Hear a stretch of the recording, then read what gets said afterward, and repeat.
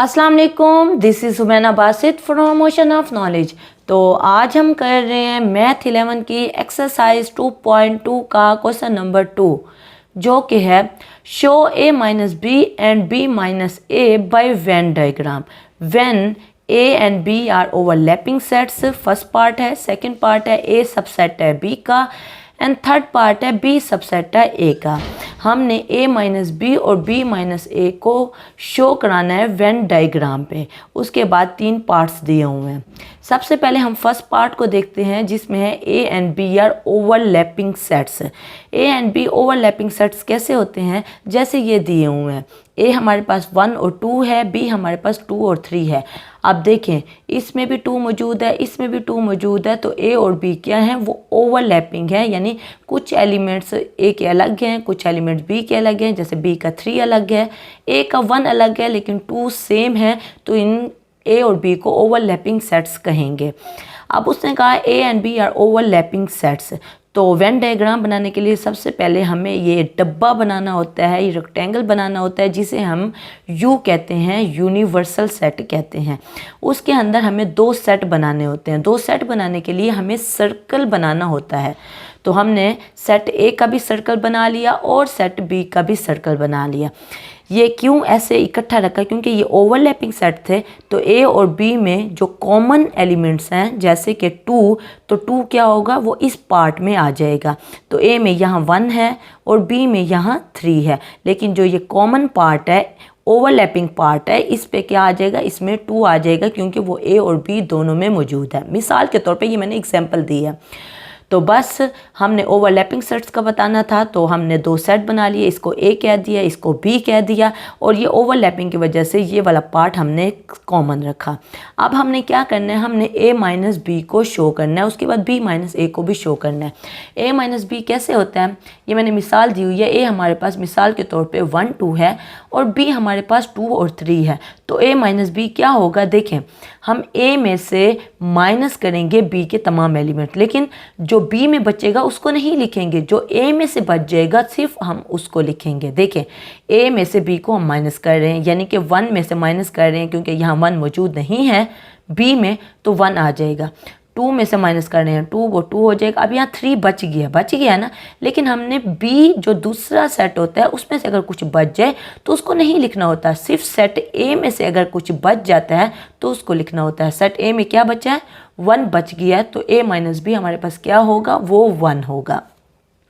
ये मिसाल जहन में रखें। तो अब देखें, ए माइनस बी से क्या मुराद है, यानी कि बी वाला सेट पूरा निकल जाएगा, 2 और 3 पूरा निकल जाएगा। बाकी क्या बचेगा, सिर्फ ए का वो इलाका बच जाएगा जो अकेला है, जो कॉमन वाला है, वो इलाका ख़त्म हो जाएगा। तो इसलिए हमने शेड कौन सा इलाका किया है, सिर्फ ए वाला इलाका किया है, और जो कॉमन वाला इलाका है वो भी माइनस होने की वजह से ख़त्म हो गया, 2 ख़त्म हो गया। ठीक है, ये डायग्राम किसको शो कर रही है, ये वेन डायग्राम है, और ये ए माइनस बी को शो कर रही है।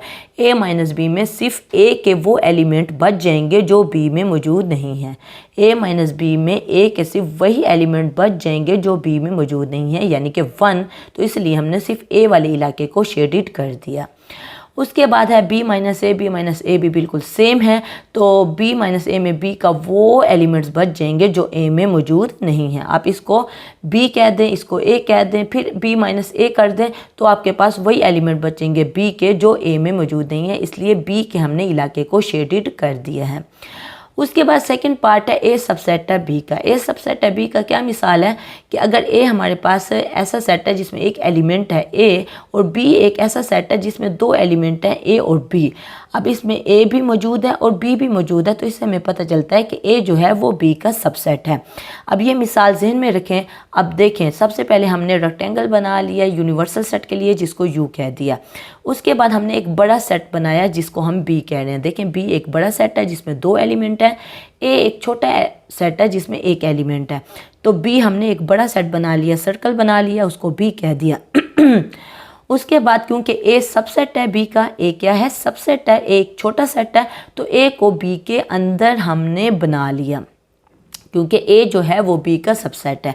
ए के जितने एलिमेंट हैं वो सेट बी में मौजूद हैं, तो इसलिए हमने ए को छोटे सेट को बी के अंदर बना लिया। अब ए माइनस बी हमने शो करना है। ए माइनस बी में कौन से एलिमेंट आ जाएंगे?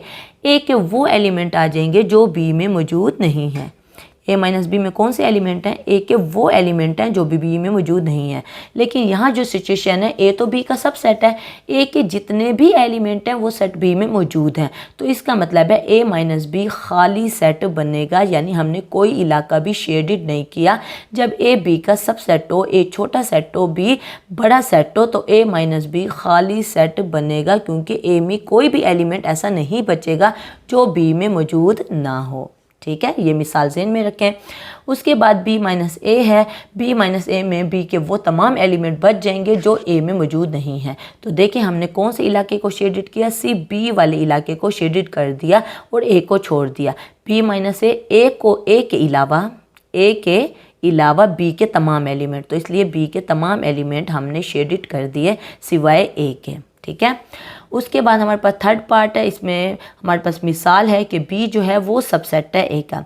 इसका बिल्कुल उल्टा हिसाब है। अब ए जो है वो बड़ा सेट होगा। पहले हमने रेक्टेंगल बनाया जिसको यू कहा, ए को हमने बड़ा सेट कह दिया और बी को हमने छोटा सेट कह दिया।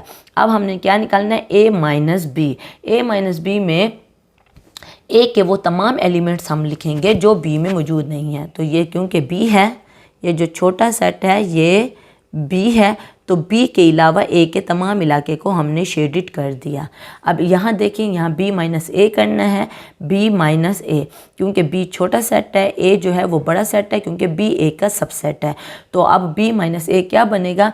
ए के अलावा बी के तमाम एलिमेंट, तो ए के अलावा बी के तमाम एलिमेंट, तो सेट बी तो वैसे ही सब सेट है ए का। बी छोटा सेट है, ए बड़ा सेट है, बी के जितने एलिमेंट हैं वो सेट ए में मौजूद हैं, तो इसलिए बी माइनस ए यानी कि बी के तमाम वो एलिमेंट जो ए में नहीं है, इसका जवाब खाली सेट होगा। तो ये हमने कोई इलाका भी शेडेड नहीं किया और खाली सेट लिख दिया। कोई कन्फ्यूजन हो, कोई मसला हो, कोई बात समझ ना आई हो, आप नीचे कमेंट में पूछना, मैं इंशाल्लाह कमेंट बॉक्स में उसका डेफिनेटली जवाब दे दूँगी। तो अपना ख्याल रखिएगा। ओके, फिर अल्लाह हाफिज़।